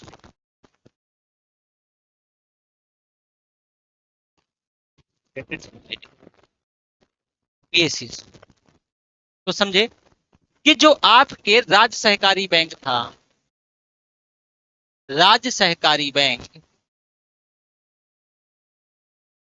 इस राज्य सहकारी बैंक का जो रजिस्ट्रेशन है वो राज्य सहकारी समिति के अंतर्गत होता है और ये राज्य सहकारी बैंक एक राज्य से बाहर, एक राज्य से बाहर अपनी शाखाएं नहीं खोलेगा। अपनी जो शाखाएं हैं, शाखाएं हैं नहीं खोलेगा। जिला स्तर पर इसको केंद्रीय सहकारी बैंक और ग्रामीण स्तर पर इस जो है राज्य सहकारी बैंक को हम प्राइमरी एग्रीकल्चर क्रेडिट सोसाइटीज यानी पीएसीएस कहते हैं। समझे? अब राज्य सहकारी बैंकों में दूसरा मैंने बताया था शहरी जो है सहकारी बैंक। वापस आओ, देखो ये देख पा रहे होगे, ये शहरी सहकारी बैंक है आपका। ये जो आपका शहरी सहकारी बैंक है तो इसका जो पंजीयन है यानी इसका रजिस्ट्रेशन इसका जो पंजीयन है, जो इसका सहकारी पंजीयन है, वो बहुराज्यीय सहकारी समिति अधिनियम के अंतर्गत, बहुराज्यीय, इसका जो पंजीयन किसका, बहुराज्यीय, ध्यान रखना बहुराष्ट्रीय नहीं, बहुत बार यहां गलती करते, तो बहुराज्यीय, बहुराज्यीय शहरी बहुराज्यीय सहकारी समिति अधिनियम, बहुराज्यीय सहकारी समिति अधिनियम, सहकारी समिति अधिनियम, इसका भाई जो पंजीयन, जो रजिस्ट्रेशन है बहुराज्यीय सहकारी समिति अधिनियम के अंतर्गत होता है, अधिनियम के अंतर्गत होता है। अब ये बहुराज्यीय सहकारी समिति, इसका अधिनियम ही देखो तो यह है एक, यानी राज्य से बाहर कार्य कर सकती है, समझे। सबसे पहले यह राज्य के बाहर भी अपनी शाखाएं शाखाएं खोल सकती है या कार्य कर सकती है, राज्यों से बाहर कार्य कर सकती है। पहले ये कृषि के उद्देश्य से ऋण उपलब्ध नहीं करा सकती थी स्टार्टिंग फेज में, कि एग्रीकल्चर यानी कृषि के उद्देश्य से पैसा नहीं देती थी, लेकिन वर्तमान में ये कृषि के लिए भी ऋण उपलब्ध कराती है। तो क्वेश्चन यहां से बन सकता है, तो ये भी ध्यान रखिएगा कि ये आपका जो शहरी सहकारी बैंक है, इसका रजिस्ट्रेशन बहुराज्यीय सहकारी समिति अधिनियम के अंतर्गत होता है। यह राज्य के बाहर कार्य कर सकती है, यह राज्य के बाहर कार्य कर सकती है, और ये पहले जो है कृषि के लिए पैसा नहीं देती, कृषि के उद्देश्य से ऋण नहीं देती थी, पर अभी जो है ये वर्तमान में स्टेटस है कि यह कृषि के लिए भी पैसा देती है। प्रारंभ में सहकारी बैंकों में आरबीआई का हस्तक्षेप नहीं होता था। वापस से सुनो, जो कोऑपरेटिव बैंक थे, तो स्टार्टिंग फेज में जब स्टेब्लिश होते हैं तो आरबीआई का किसी भी प्रकार से हस्तक्षेप नहीं होता था, आरबीआई इंटरवीन नहीं करता, यह राज्य सरकारों के कंट्रोल में आते थे, राज्य सरकारें, स्टेट गवर्नमेंट कंट्रोल करती थी। लेकिन बाद में बहुत बेटा घोटाले हुए, बहुत स्कैम हुए, और उस स्कैम के चलते 1966 यानी उस स्कैम के चलते 1966 में, तो 1966 में इसको आरबीआई के, सहकारी बैंकों को आरबीआई के आंशिक नियंत्रण में लाया गया। अभी कंप्लीट नहीं, मतलब 1966 में, पहले वापस से सुनो, इनको कंट्रोल कौन कर रहा है, जो कोऑपरेटिव बैंक है, कोऑपरेटिव बैंक को कंट्रोल कर रहा है कौन, बताओ, गवर्नमेंट। ये राज्य सरकारों के नियंत्रण में कार्य करते थे। लेकिन बेटा स्कैम बहुत बढ़ने लगे, घोटाले बहुत होने लगे, तो जब घोटाले होने लगे तो 1996 में आंशिक तौर से, थोड़ा थोड़ा, पूरा नहीं, आंशिक रूप से इनको आरबीआई के कंट्रोल में लाया गया। ध्यान रखिएगा, कहानी है ये पूरी, आरबीआई के कंट्रोल में लाया गया। अब इसके बाद सहकारी बैंकों पर दोहरा नियंत्रण हो गया कि भाई स्टेट गवर्नमेंट भी कंट्रोल कर रहा है और आरबीआई भी कंट्रोल कर रहा है।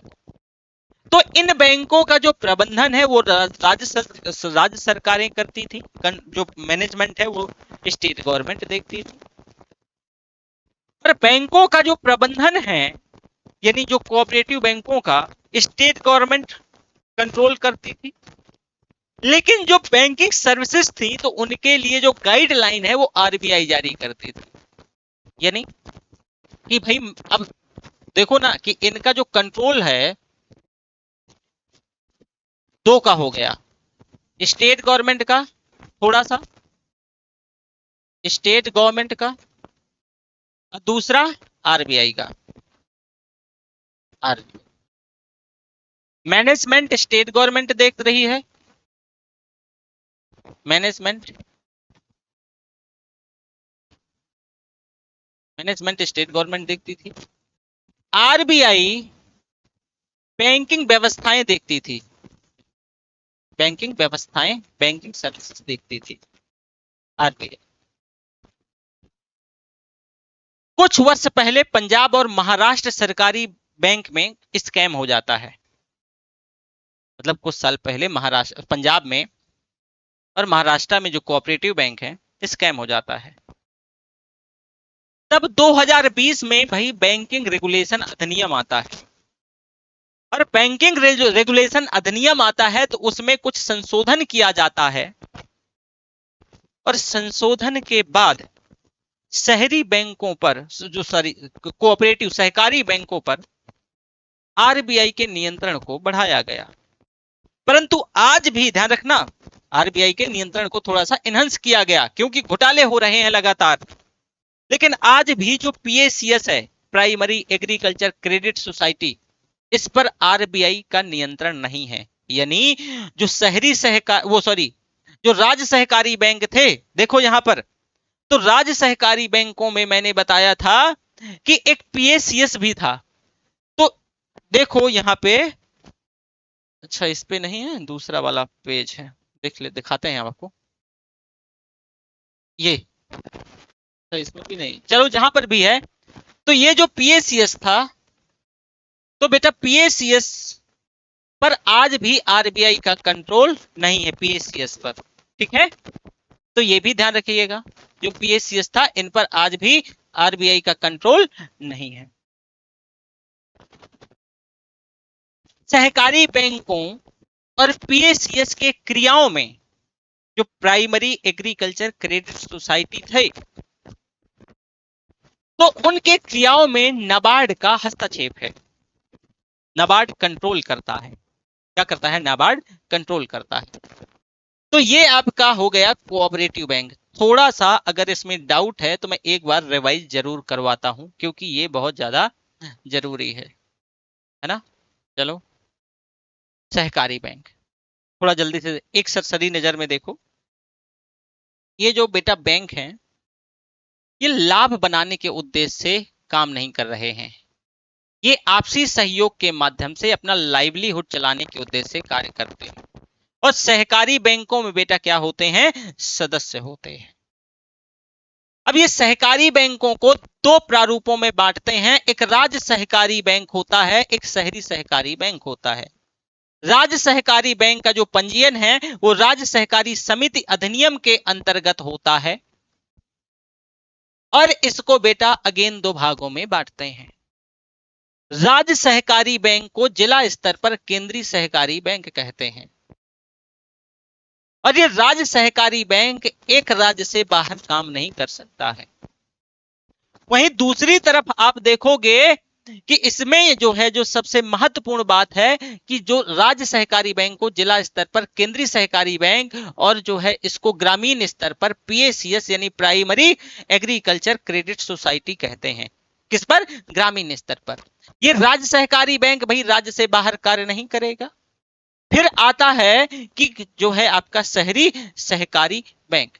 शहरी सहकारी बैंक का जो बेटा रजिस्ट्रेशन है, जो पंजीयन है, वो बहुराज्यीय सहकारी समिति अधिनियम के अंतर्गत होता है, और ये जो शहरी सहकारी बैंक है राज्य से बाहर भी अपनी शाखाएं खोल सकता है और काम कर सकता है। अब इसमें यह ध्यान देने वाली बात है कि जो जो कोऑपरेटिव बैंक है, तो बेटा स्टार्टिंग में कंट्रोल कोऑपरेटिव बैंक में स्टेट गवर्नमेंट का होता था। इसमें आरबीआई कंट्रोल नहीं करती थी, लेकिन खूब स्कैम हुए, और स्कैम हुए तो धीरे धीरे इसको 1966 में 1966 में आंशिक तौर से, पूर्ण तौर से नहीं, आंशिक तौर से आरबीआई के कंट्रोल में लाया गया। अब आरबीआई कंट्रोल कर रहा था। अब यहां पर यह देखा गया कि यहां पर भाई आरबीआई भी आंशिक तौर से कंट्रोल कर रहा है और स्टेट भी आंशिक तौर से कंट्रोल कर रहा है, तो इसको दो लोग कंट्रोल कर रहे हैं।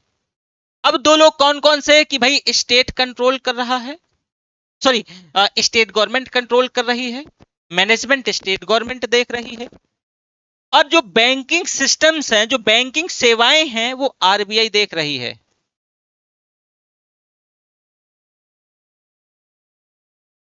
ठीक, तो कौन देख रहा है, जो बैंकिंग सेवाएं आरबीआई देख रही है। लेकिन आगे क्या किया गया कि भाई 2020 में कुछ और स्कैम होते हैं कोऑपरेटिव बैंक में, पंजाब में और महाराष्ट्र में, पंजाब और महाराष्ट्र में। और ये पंजाब और महाराष्ट्र में बेटा जब जो स्कैम होते हैं तो इस स्कैम के चलते थोड़ा सा धक्का लगता है हमारी व्यवस्था को। तो भाई आरबीआई का कंट्रोल थोड़ा सा बढ़ा दिया जाता है, लेकिन आज भी जो पीएसीएस है, जो राज्य सहकारी बैंक में जो ग्रामीण स्तर में था, उस पर आज भी भाई इस आरबीआई का कोई कंट्रोल नहीं है। आज भी पीएसीएस में देखो, यानी आज भी जो है जो पीएसीएस था यानी प्राइमरी एग्रीकल्चर क्रेडिट सोसाइटीज था, जो जो स्टेट कोऑपरेटिव था और ये ग्रामीण स्तर पे था, इस पर आरबीआई का कंट्रोल नहीं है। तो इसमें कंट्रोल किसका है? यानी सहकारी बैंक और पीएसीएस में नाबार्ड बैंक का भी थोड़ा बहुत हस्तक्षेप है, तो ये भी ध्यान रखिएगा। मैं ये मान के चलता हूं, कितना क्लास हो गया, ये मैं मान के चलता हूं कि यहां तक किसी भी व्यक्ति को कोई डाउट नहीं हो। ठीक है, चलो बहुत बढ़िया है, आगे बढ़ते हैं, थोड़ा सा आवाज वगैरह देख लेते हैं।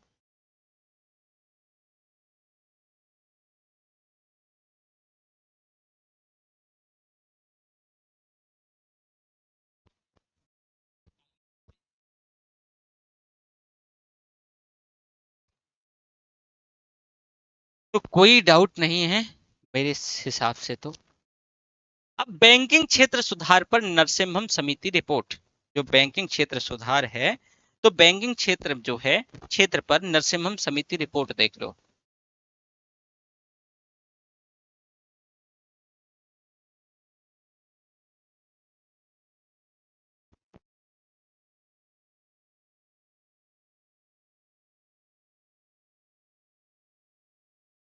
बैंकिंग क्षेत्र पर, बैंकिंग क्षेत्र पर, बैंकिंग क्षेत्र के सुधार पर है ना, तो बैंकिंग क्षेत्र के सुधार पर, के सुधार पर, सुधार पर नरसिम्हम, नरसिम्हम समिति रिपोर्ट।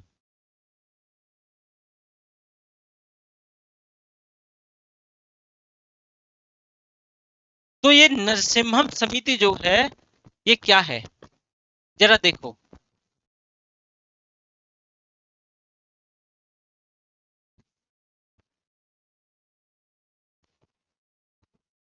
थोड़ा सा इसके टर्म्स एंड कंडीशन जानना जरूरी है, पहले कहानी सुनो।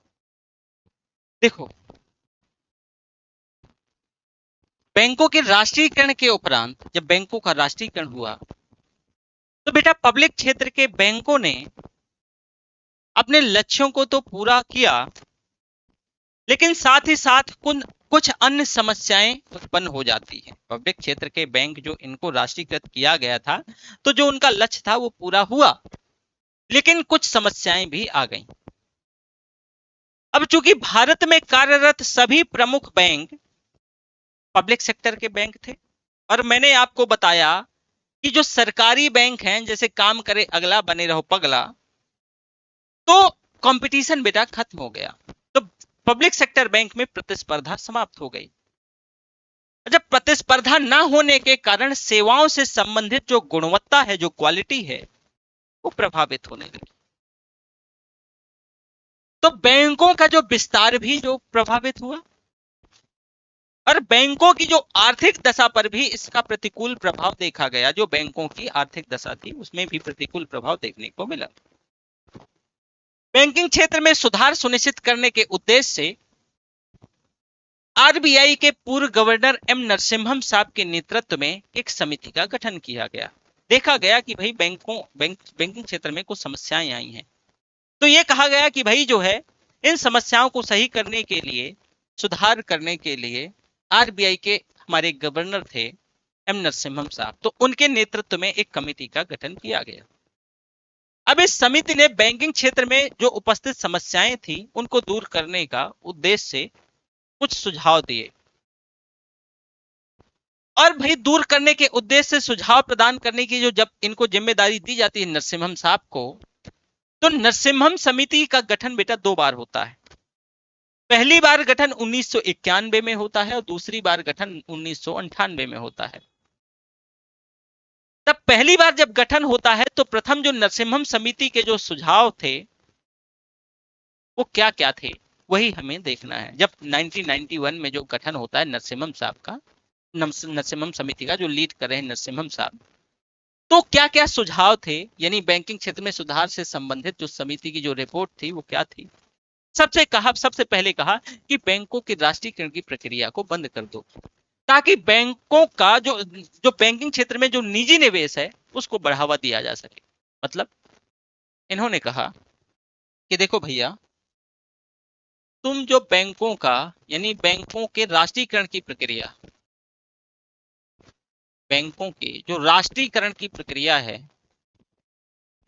राष्ट्रीयकरण की प्रक्रिया है, की प्रक्रिया है उसे बंद कर दो, राष्ट्रीयकरण की प्रक्रिया बंद कर दो। क्यों बंद कर दो?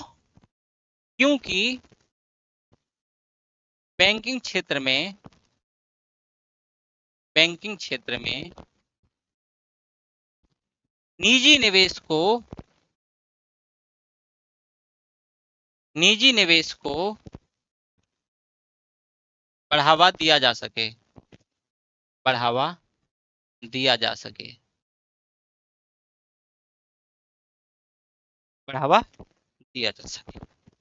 साथ में कहा गया कि सभी बैंकों की सभी शाखाओं को कंप्यूटराइज करो। इन्होंने कहा कि सभी बैंकों की,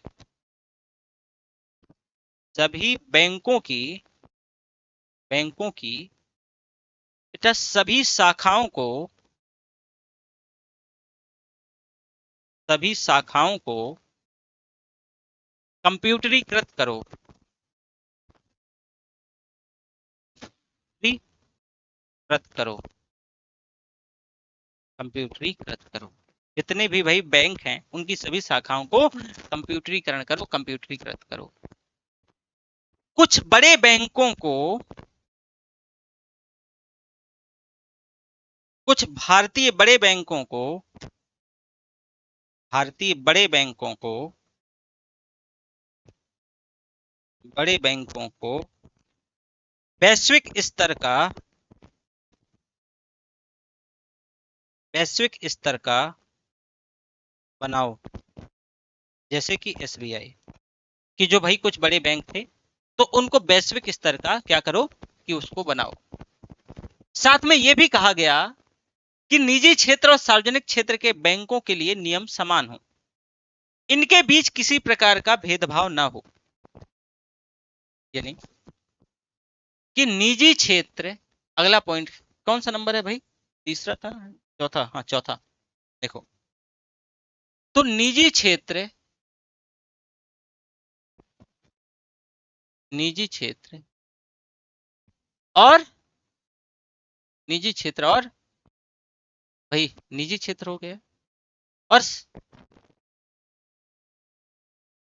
सरकारी बैंकों के लिए, बैंकों के लिए नियम एक जैसे हों, नियम एक जैसे हों, नियम एक जैसे, ताकि किसी के साथ भेदभाव ना हो, ताकि किसी के साथ भेदभाव ना हो, भेदभाव ना हो, ताकि किसी के साथ क्या हो भाई, भेदभाव ना। दो अथवा दो से ज्यादा बैंकों के विलय से बड़े बैंकों की स्थापना तो हो, कि भाई आप बड़े बैंक विलय तो कर दो, बड़े बैंक तो बना दो, लेकिन कमजोर बैंकों का विलय मजबूत बैंकों के साथ ना करो, जिससे कि मजबूत बैंक का वित्तीय स्वास्थ्य खराब हो या प्रभावित हो। मतलब इन्होंने कहा कि भाई बैंकों का विलय तो करो, बैंकों का विलय तो कर लो और सशक्त बैंक बना लो, सशक्त बैंक बनाओ, बैंक बनाओ, लेकिन कमजोर बैंक का, लेकिन कमजोर बैंक का कमजोर बैंक का विलय मजबूत बैंक के साथ मत करो, मजबूत बैंक के साथ, बैंक के साथ ना करो, कमजोर बैंक का विलय मजबूत बैंक के साथ, ताकि जो है मजबूत बैंक का स्वास्थ्य ना खराब हो, ताकि मजबूत बैंक का वित्तीय स्वास्थ्य ना खराब हो, वित्तीय स्वास्थ्य स्वास्थ्य ना खराब हो,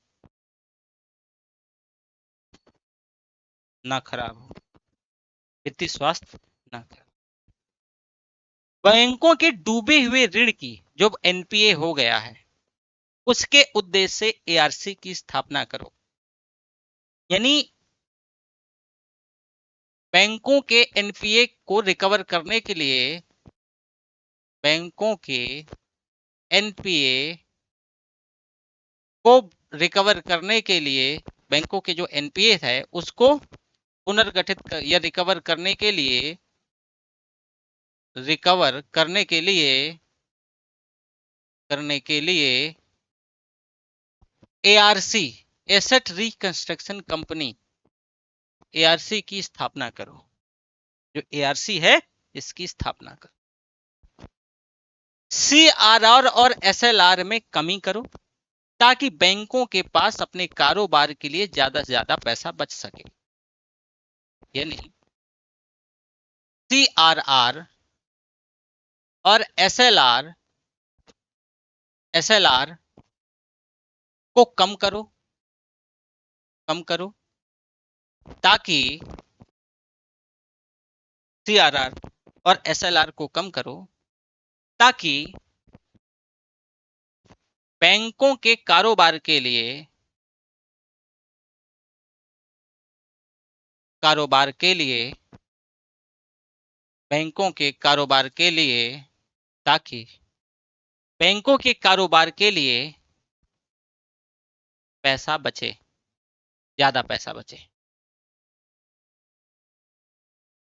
वह सार्वजनिक क्षेत्र की बैंक जो प्रॉफिट में हो उन्हें अपने आप को शेयर बाजार में सूचीबद्ध करा करके पूंजी प्राप्त करने की अनुमति दे दो ताकि वो अपना ज्यादा से ज्यादा विस्तार कर सकें, यानी वो पब्लिक क्षेत्र का बैंक जो प्रॉफिट में हो तो उसको जो है पूंजी लाने के लिए कह दो कि उसको जो है शेयर मार्केट में लिस्ट करवा दो।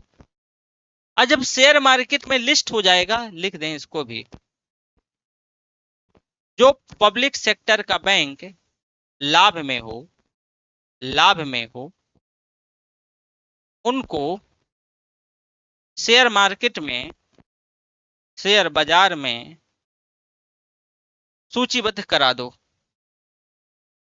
सूचीबद्ध की अनुमति दे दो,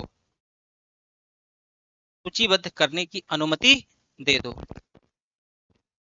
अनुमति दे दो ताकि क्या हो जाए भाई, सूचीबद्ध करने की अनुमति दे दोगे ताकि वह ज्यादा से ज्यादा, ज्यादा से ज्यादा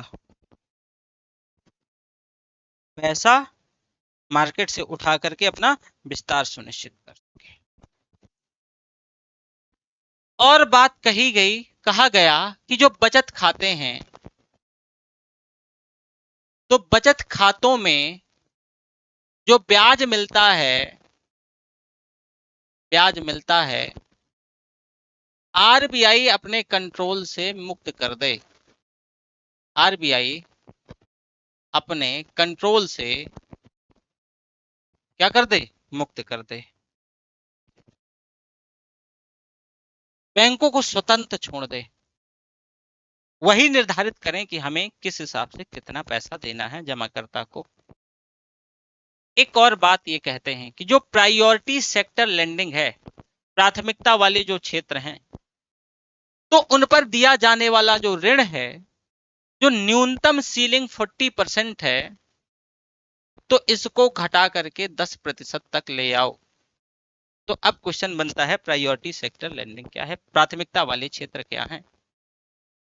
प्राथमिकता वाले वे क्षेत्र हैं, प्राथमिकता वाले क्षेत्र वे क्षेत्र कहलाते हैं जो आर्थिक व्यवस्था के हिसाब से बहुत महत्वपूर्ण होते हैं, लेकिन बैंक उनको पैसा देने से कतराते हैं क्योंकि वहां रिस्क ज्यादा होता है। तो जब बैंक पैसा देने से कतराते हैं तो उन क्षेत्रों का प्रॉपर विकास नहीं हो पाता। इसलिए आरबीआई ने कहा कि तुमको अपने टोटल एनडीटीएल का, सॉरी, दिए गए ऋण का एक निश्चित हिस्सा इन प्राथमिकता वाले क्षेत्रों में, जैसे कि भाई वल्नरेबल सेक्शन है, एग्रीकल्चर है, ये सभी प्रायोरिटी सेक्टर हैं, तो इन पे एक पैसा देना ही देना है। तो ये कुछ नरसिम्हम साहब के क्या थे, सुझाव थे। इस सुझाव को नरसिम्हम साहब के ये क्या कर दिया गया, पूरी तरीके से अस्वीकार किया गया। इन्होंने कहा जो प्रायोरिटी सेक्टर प्राथमिकता वाले क्षेत्र थे, यहाँ 40% रुपए लेंड करना था, तो इन्होंने कहा कि इसको घटा करके ये जो सीलिंग है 40% की बजाय 10% कर दो। तो ये सुझाव पूर्णतः क्या कर दिया गया, अस्वीकार कर दिया गया। तो ये बेटा नरसिम्हम साहब जो है क्या कर रहे हैं, कुछ जो उनके मतलब रिफॉर्म के लिए कुछ जो है क्या दे रहे हैं, सुझाव दे रहे हैं। देख लो जरा, 5, 6, 7, 8, 10 सुझाव थे, है ना, 9 और 10। ये मैं मान के चलता हूं कि यहां तक किसी भी व्यक्ति को कोई किसी प्रकार से डाउट नहीं होगा। अगर किसी को डाउट होता है तो आप पूछ सकते हो, ठीक है। कोई ऐसा व्यक्ति, और हम कोशिश करेंगे कि एक ही लैंग्वेज को लेके चलें, क्योंकि फिर जो है ना दोनों बच्चों के लिए जो है मुश्किल हो जाती है। तो एक ही लैंग्वेज को, चाहे अभी हिंदी में लेके चलेंगे, हाँ इंग्लिश का बैच मैं अलग से ला दूंगा जो हार्डकोर इंग्लिश में रहे। अभी अब हमें जो अगला हमारा जो टॉपिक रहेगा कि भाई बैंकिंग क्षेत्र में विदेशी निवेश से संबंधित नियम कानून क्या हैं, यानी भारत में बैंकिंग क्षेत्र में जो विदेशी निवेश से संबंधित नियम।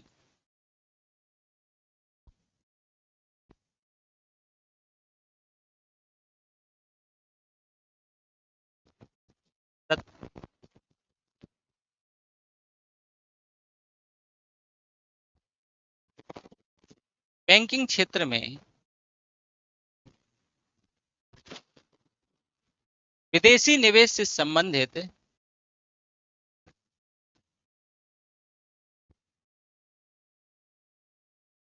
निवेश से संबंधित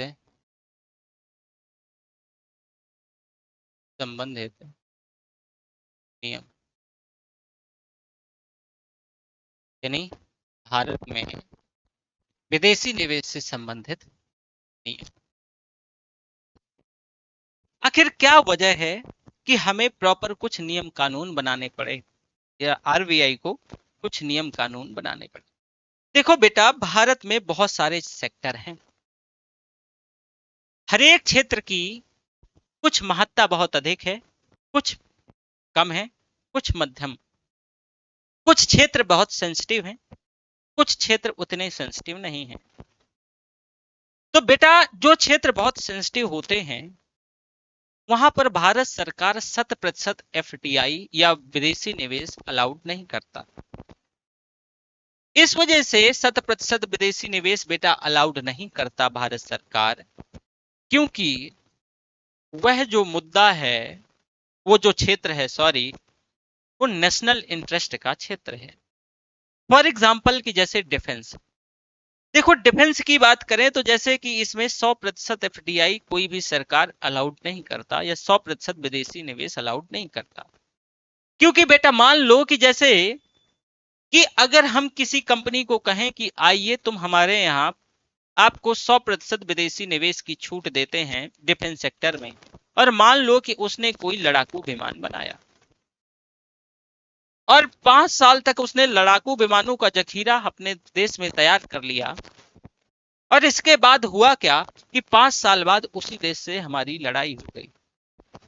जब 5 साल बाद उस देश से हमारी लड़ाई हो गई तो वो जो व्यक्ति था, जो कंपनी थी, वो अपने देश को सपोर्ट करेगा, ना कि हमें। तो मतलब हमारे यहां ही उसने बनाया, हमारे लोगों का इसमें श्रम लगा, और फाइनली जो है अपने देश को उसने सौंप दिया। तो ऐसे क्षेत्रों में विदेशी निवेश से संबंधित नियम बनाए जाते हैं। इसी तरह बैंकिंग क्षेत्र में भी जो है आरबीआई ने विदेशी निवेश से संबंधित नियम बनाए कि भैया कौन कौन व्यक्ति भारत में बैंकिंग क्षेत्र में, जो अगर कोई विदेशी व्यक्ति निवेश करना चाहता है तो कैसे कर सकता है। तो इन नियमों को, भारत में बैंकिंग क्षेत्र में विदेशी निवेश से संबंधित नियमों को स्पष्ट करने के उद्देश्य से बैंकों को सबसे पहले बेटा 3 प्रारूपों में कैटेगराइज किया जाएगा। एक है सार्वजनिक क्षेत्र के बैंक,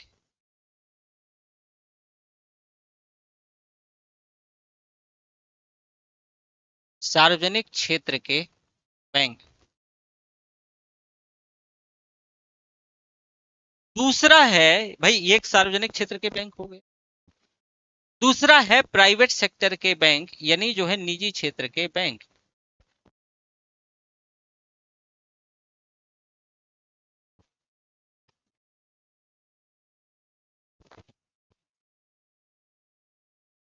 और तीसरा है विदेशी बैंक जो भारत में कार्यरत। इन तीनों कैटेगरी के बैंकों को विदेशी निवेश से संबंधित नियम अलग अलग हैं।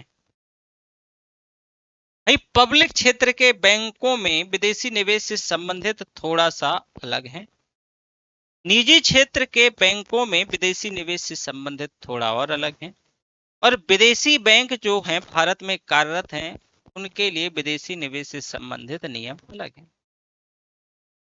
तो सबसे पहले देखो कि अगर कोई पब्लिक सेक्टर का बैंक है, सार्वजनिक क्षेत्र का बैंक है, तो सार्वजनिक तभी रहेगी जब तक भारत सरकार के पास इसमें मेजोरिटी ऑफ शेयर यानी अधिकांश जो हिस्सेदारी होगी। तो ऐसे में बैंकों में भारत सरकार कम से कम 51% तक हिस्सेदारी रखती है। मतलब कि मान लो हम कोई बैंक को पब्लिक सेक्टर बैंक क्यों कह रहे हैं,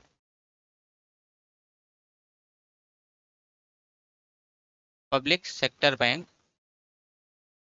सेक्टर बैंक। तो सबसे पहली बात कि इसमें 51% की हिस्सेदारी किसकी होगी, गवर्नमेंट ऑफ इंडिया की होगी। 51% की हिस्सेदारी भारत सरकार की, गवर्नमेंट ऑफ इंडिया की। शेष बची 49% किसी भी एक शेष जो 49% है वो बेची जा सकती, और भारत सरकार के पास मेजोरिटी ऑफ 51% का शेयर है, तभी वो पब्लिक सेक्टर बैंक है। तो भाई बच गया 49%। इस 49% को क्या किया जा सकता है, बेचा जा सकता है, बेचा जा सकता है। लेकिन यहां पर पेच ये है कि किसी भी एक निवेशक के पास 10% से ज्यादा की हिस्सेदारी नहीं जा सकती है। यानी किसी भी व्यक्ति, एक निवेशक, इंडिविजुअल के पास 10% से ज्यादा की हिस्सेदारी नहीं जाएगी, इस वजह से कि कहीं वो मोनोपोली स्थापित करने का प्रयास ना करे या बैंकिंग व्यवस्था को प्रभावित करने का प्रयास ना करे। परंतु बीमा कंपनियों के लिए एक अपवाद है कि वह 15% की हिस्सेदारी इन बैंकों में खरीद सकती है, 15% तक इन बैंकों में हिस्सेदारी ले सकती है। सार्वजनिक क्षेत्र जो है भारतीय बैंकों में विदेशी निवेश, जो पब्लिक सेक्टर के बैंक हैं, तो जो विदेशी निवेश है वो 20% से ज्यादा नहीं हो सकता। मतलब जो पब्लिक सेक्टर का बैंक है, तो पहली बात तो टोटल मेजोरिटी, जो मेजोरिटी ऑफ शेयर मिनिमम 51% अपने पास रखेगा और 49% बेच सकता है। उसमें भी वो किसी को 49 में से किसी इंडिविजुअल को 10% से ज्यादा नहीं देगा। और ये जो इंश्योरेंस कंपनियों को 15% दिया जा सकता है एक्सेप्शन। इन पब्लिक सेक्टर बैंकों में जो विदेशी निवेश है वो 20% से ज्यादा का नहीं हो सकता। विदेशी निवेश, विदेशी जो निवेश है कितना बेटा, 20% से ज्यादा का नहीं हो सकता। किसी भी एक निवेशक के पास 10% से ज्यादा हिस्सेदारी नहीं जा सकती। यहां पर भी मतलब कि कोई भी ऐसा इन्वेस्टर नहीं होगा जिसके पास 10% से ज्यादा की हिस्सेदारी जाए। यहां पर भी 10% से ज्यादा हिस्सेदारी नहीं जा सकती है। तो ये तो भाई पब्लिक क्षेत्र में विदेशी निवेश से संबंधित नियम रहा। अब जो निजी क्षेत्र के भारतीय वाणिज्यिक बैंक हैं, उनमें विदेशी निवेश से संबंधित नियम थोड़ा अलग है।